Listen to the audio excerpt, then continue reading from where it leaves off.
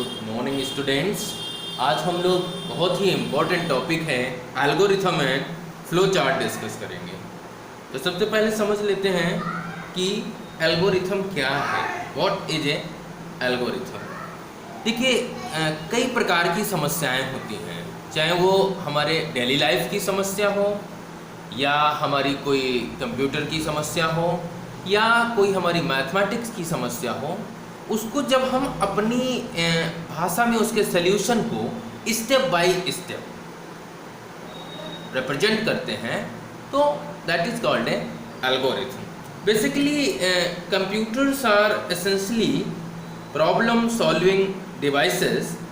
Computers solve these problems by dividing the problems in simple and small steps that are expressed in the form of computer instructions. The set of rules that define how a particular problem can be solved in finite number of steps that is known as algorithm.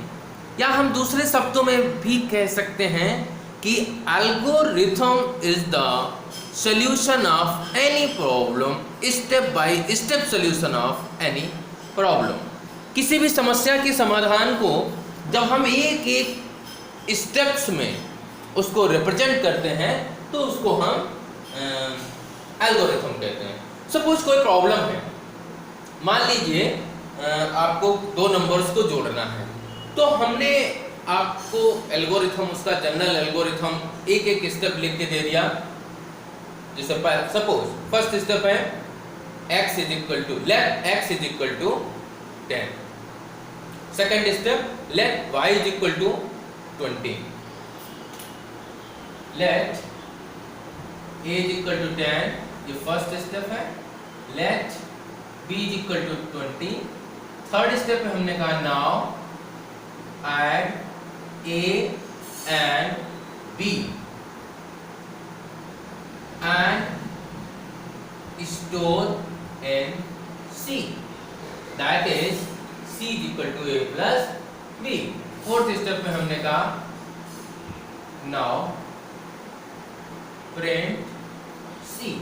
तो ये हमारा दो number को जोड़ने का एक algorithm तैयार हो गया। इसके कोई निश्चित रूल्स नहीं है। हम अपनी भाषा में, सिंपल इंग्लिश भाषा में या जिस भाषा में भी आप एल्गोरिथम डिजाइन कर रहे हैं उस भाषा में हम सारे स्टेप्स को सीक्वेंसली एक फाइनाइट क्रम में रिप्रेजेंट करते हैं। नंबर ऑफ स्टेप्स फाइनाइट होने चाहिए। ऐसा नहीं है कि आपने इनफाइनाइट स्टेप लिख दिए, पता ही नहीं है और बढ़ते चले जा रहे हैं। An algorithm is composed of a finite set of steps, each of which may require one or more. जितने भी steps होंगे, finite step, हर एक ऑपरेशन से, हर एक स्टेप से कोई एक काम होना चाहिए। But there are certain constraints to be placed on the type of operation as algorithm can include. पहला है कि each operation must be definite. जितने भी आप ऑपरेशन लिखेंगे वो सारे डेफिनेट ऑपरेशंस होने चाहिए। इसका मतलब क्या है? सपोज आपने कहा लिख दिया x is equal to 6y0 eight 3 or 8 to a are not permitted as the operations are not clearly defined. आप कह रहे हैं कि C में या तो A को जोड़ दीजिए या B को जोड़ दीजिए। ये ऐसे जहां पर या और जैसे शब्दों का प्रयोग होता है, दे आर इनडिफिनिट स्टेप। हम यहाँ पर क्या कह रहे हैं कि एल्गोरिथम में क्लियर कट इंस्ट्रक्शंस होने चाहिए कि आपको करना क्या है इस ऑपरेशन। बहुत इंपॉर्टेंट पॉइंट है कि each operation must be definite. जो भी ऑपरेशंस आप अप्लाई कर रहे हैं वो बहुत ही स्पष्ट होना चाहिए। ये नहीं कि या तो 2 जोड़ दीजिए या 5 जोड़ दीजिए, नहीं, आपको बताना पड़ेगा कि 2 जोड़ना है या 5 जोड़ना है। सेकंड क्या है कि each operation must be effective. जितने भी एल्गोरिथम में आप ऑपरेशंस या जितने भी स्टेटमेंट लिखेंगे वो सारे के सारे इफेक्टिव होने चाहिए। Each step must be such that it can be done using pencil and paper in a finite amount of time। और लास्ट है कि each operation must be finite। ऐसा नहीं है, जितने भी स्टेटमेंट हैं each operation must be finite, एक निश्चित संख्या में आपका सॉल्यूशन निकलना चाहिए। ऐसा नहीं है कि इनफाइनाइट स्टेप्स आप लिखते चले जा रहे हैं और सॉल्यूशन का कहीं अता पता नहीं है, मीन्स आप रिजल्ट तक नहीं पहुंच पा रहे हैं। Algorithm should terminate after a finite number of operations. एक निश्चित संख्या के बाद आप सॉल्यूशन तक पहुंच जाने चाहिए। इसके बाद कुछ कैरेक्टरिस्टिक्स हैं एक अच्छे एल्गोरिथम में, क्या क्या कैरेक्टरिस्टिक्स होनी चाहिए। देखिए, कैरेक्टरिस्टिक्स ऑफ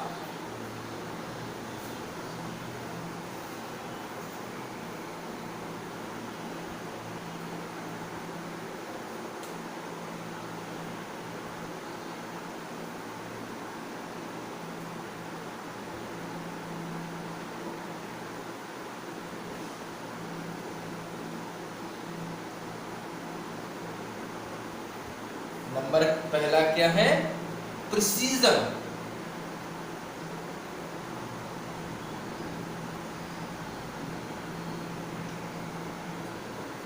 नंबर 2 है फाइनाइटनेस। जो डेफिनेशन में है वही उसकी कैरेक्टरिस्टिक्स भी हैं।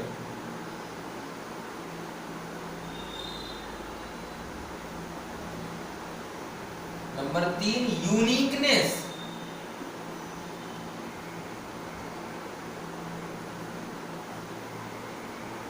और लास्ट है इनपुट, और 5वां है आउटपुट। ये 5 कैरेक्टरिस्टिक्स हैं किसी एक एल्गोरिथम। प्रिसीजन का मतलब होता है an algorithm should be precise, that means it step should be precisely, means accurate statement आपके एल्गोरिथम में होने चाहिए। आपने अगर कोई इनकरेक्ट स्टेटमेंट लिख दिया तो फिर आप सॉल्यूशन तक, एल्गोरिथम के सॉल्यूशन तक नहीं पहुंचेंगे। इसलिए ये बहुत इंपॉर्टेंट है, किसी भी प्रॉब्लम के सॉल्यूशन तक अगर पहुंचना है तो आपके स्टेटमेंट जो है वो करेक्ट होने चाहिए। दूसरा, finiteness. An algorithm must be finite. It must not repeat this. ऐसा नहीं कि आप बार बार एक ही स्टेटमेंट को रिपीट कर रहे हैं।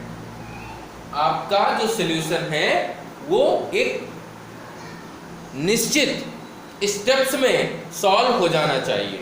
जो भी आपको प्रॉब्लम दी गई है वो एक निश्चित संख्या के स्टेप्स में सॉल्व हो जानी चाहिए और स्टेटमेंट बार बार हम रिपीट नहीं करते हैं। इसके बाद है uniqueness. Every step should uniquely contribute to the algorithm.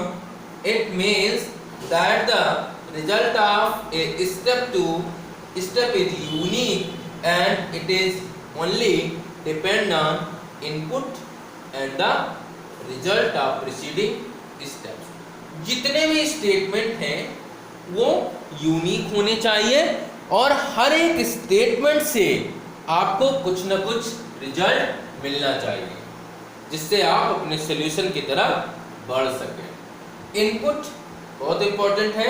N algorithm requires a specific type of input to work upon. जो भी आपका समस्या दिया गया है, जो भी प्रॉब्लम दी गई है, सपोज आपको कैलकुलेट करना है a to the power b, तो हमें a और b के मान इनपुट कराने पड़ेंगे और इसके बाद आउटपुट बहुत सबसे लास्ट में या सबसे इंपॉर्टेंट तो आपका इनपुट के बाद आउटपुट ही है कि आपने जो भी एल्गोरिथम तैयार किया है, जो भी समस्या का लेआउट तैयार किया है, स्टेप बाय स्टेप्स आपने जो बताए हैं कि इन स्टेप्स को फॉलो करते हुए आप समस्या के सॉल्यूशन तक पहुंच जाएंगे, तो क्या a to the power b में a और b का मान जो दिया गया है उससे हमें आउटपुट करेक्ट मिल रहा है या नहीं मिल रहा है? ये बहुत इंपॉर्टेंट है सबसे लास्ट में कि आपको डिजायर्ड आउटपुट मिल रहा है या नहीं मिल रहा है। तो किसी भी एल्गोरिथम के 5 ये जो कैरेक्टरिस्टिक्स हैं बहुत इंपॉर्टेंट है।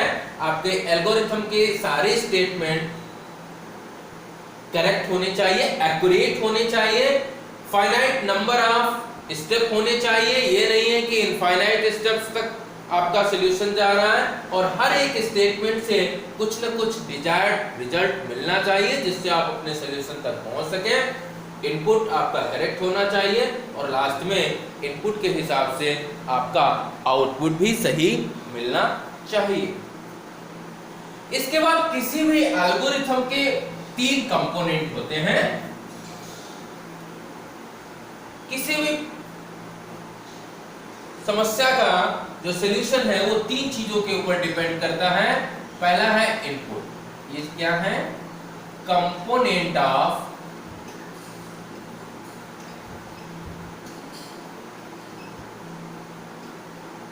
पहला है इनपुट, दूसरा है प्रोसेसिंग और तीसरा है आउटपुट। ये 3 बहुत इंपॉर्टेंट स्टेप हैं। सपोज आपको कोई भी प्रॉब्लम दी गई, सपोज आपको x का फैक्टोरियल कैलकुलेट करना है, इसका एल्गोरिथम तैयार करना है, तो इनपुट सबसे इंपॉर्टेंट है। यहाँ पर x का मान जब आप इनपुट करेंगे, फिर बीच के जो इंटरमीडिएट स्टेप्स हैं कि कैसे हम फैक्टोरियल कैलकुलेट करते हैं, वो सारा कुछ आपको प्रोसेसिंग में बताना पड़ता है, और फिर जो रिजल्ट है वो हमारा आउटपुट होता है। तो input, the input and the type of input required by the algorithm, input और उसका टाइप क्या है। सपोज यहाँ पर हमें x का फैक्टोरियल कैलकुलेट करना है, तो ऐसा नहीं है कि हम x का कोई रियल वैल्यू इनपुट कर दें, मींस फ्लोट वैल्यू इनपुट कर दें, ऐसा मान इनपुट कर दें जिसमें दशमलव पॉइंट लगा हुआ है। तो ये यूजर को ध्यान रखना पड़ता है, या जो एल्गोरिथम डिजाइन कर रहा है, कि इनपुट सही होना चाहिए और उसका टाइप भी सही होना चाहिए। आगे हम लोग अभी पाइथन प्रोग्रामिंग जब स्टार्ट करेंगे तो आप मोटा मोटा समझ लीजिए। इंटीजर का मतलब होता है होल नंबर जिसमें दशमलव पॉइंट नहीं होता है, फ्लोट का मतलब होता है रियल नंबर जिसमें दशमलव पॉइंट होता है, और कैरेक्टर का मतलब होता है जिसमें आपका कुछ भी हो सकता है, कोई भी अल्फाबेट हो सकता है, चाहे वो नंबर हो, चाहे वो कैरेक्टर हो, सिंगल कैरेक्टर का। और स्ट्रिंग का मतलब होता है सेट ऑफ कैरेक्टर्स। तो यहाँ पर ये बहुत इंपॉर्टेंट है कि इनपुट करेक्ट होना चाहिए और उसका टाइप भी करेक्ट होना चाहिए। Processing, what and how the processing would be input to produce the desired output, यही वो सबसे इंपॉर्टेंट पार्ट है जो आपको यूजर के इनपुट देने के बाद आपको आउटपुट तक लेके जाएगा। अगर आपकी प्रोसेसिंग सही नहीं है, आपने जो बीच के स्टेप्स हैं उनमें गड़बड़ी कर दी, तो आपको डिजायर्ड मींस जो आउटपुट मिलना चाहिए वो आउटपुट नहीं मिलेगा। तो ये 3 बहुत इंपॉर्टेंट कंपोनेंट हैं किसी भी एल्गोरिथम के, इनपुट, प्रोसेसिंग एंड आउटपुट। इसके बाद एक और बहुत इंपॉर्टेंट है एल्गोरिथम के बाद, और यही सीक्वेंस भी होता है कि हम पहले एल्गोरिथम तैयार करते हैं। एल्गोरिथम के लिए कोई नियम नहीं था, लेकिन फ्लो चार्ट के लिए नियम है। फ्लो चार्ट क्या है? किसी भी प्रॉब्लम के सलूशन तक, किसी भी समस्या का जो सलूशन है उसको हम जहां एल्गोरिथम में अपनी भाषा में एक एक स्टेप्स में रिप्रेजेंट करते थे, वही चीज फ्लो चार्ट में क्या है? किसी भी प्रॉब्लम के सलूशन को हम सिंबल्स के फॉर्म में रिप्रेजेंट करते हैं। मीन्स कह सकते हैं कि ए flow chart is a pictorial representation of step by step solution of a problem. किसी भी समस्या के समाधान जो है उसको हम चित्रों के माध्यम से स्टेप बाय स्टेप एक निश्चित क्रम में व्यक्त करते हैं। तो यहाँ पर सिंबल बहुत इंपॉर्टेंट है और हर एक सिंबल का एक अपना यूनिक मीनिंग भी होता है। जैसे अगर हम बात करें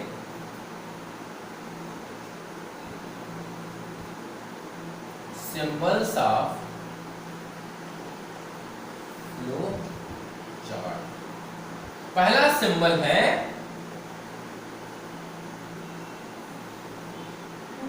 Oval, that is a start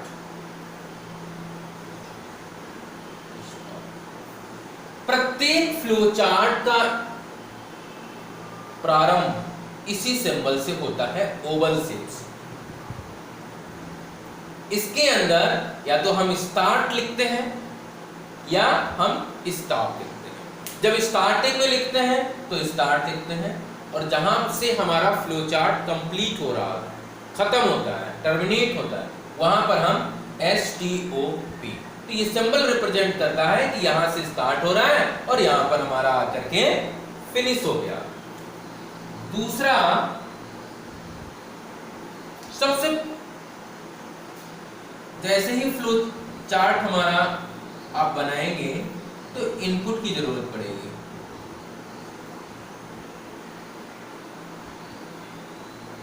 तो ये जो हमारा पैरेललोग्राम है ये इनपुट आउटपुट बॉक्स भी कहलाता है।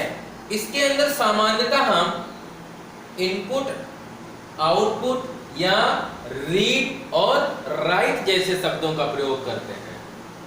जब भी यूजर से हमें कुछ इनपुट लेना होगा तो हम इसी सिंबल का प्रयोग करेंगे और जब हमें आउटपुट को दिखाना होगा, आउटपुट डिस्प्ले करना होगा, तो भी हम इसी बॉक्स का प्रयोग करते हैं। इसके बाद तीसरा बहुत इंपॉर्टेंट है processing box, that is a rectangle.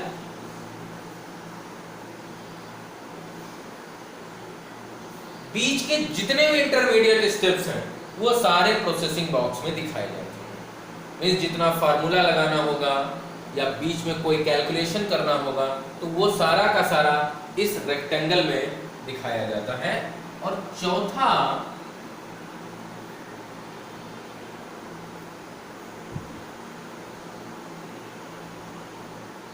Diamond shape, that is a decision box.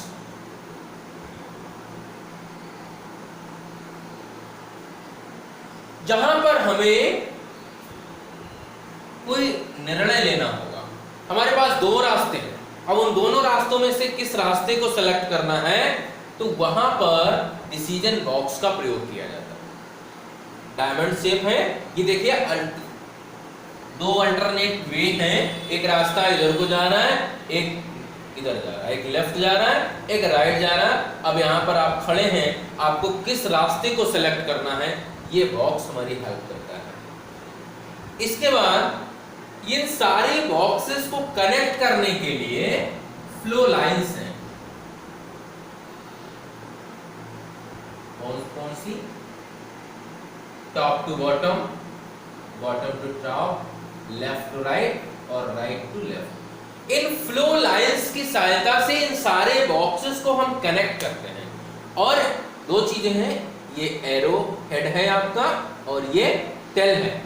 Tell से हेड आपको ये बताता है कि आपको यहां से यहां पर मूव करना है। और कई बार होता है कि जब हम फ्लो चार्ट बनाते हैं तो एक से ज्यादा पेज में चला जाता है। मोर देन वन पेज का अगर फ्लो चार्ट है तो उसको कनेक्ट करने के लिए कनेक्टर की जरूरत पड़ती है। पहले वाला सिंबल ये बता रहा है कि यहां से आपको नेक्स्ट पेज पर मूव करना है और ये वाला बताता है कि अब आपका दूसरा पेज यहाँ से फ्लो चार्ट का स्टार्ट हो रहा है। तो ये सिंबल आपको ध्यान में रखने पड़ेंगे। जब सिंबल आपको ध्यान में होंगे तभी आप फ्लो चार्ट बना पाएंगे, नहीं तो आप फ्लो चार्ट नहीं बना पाएंगे।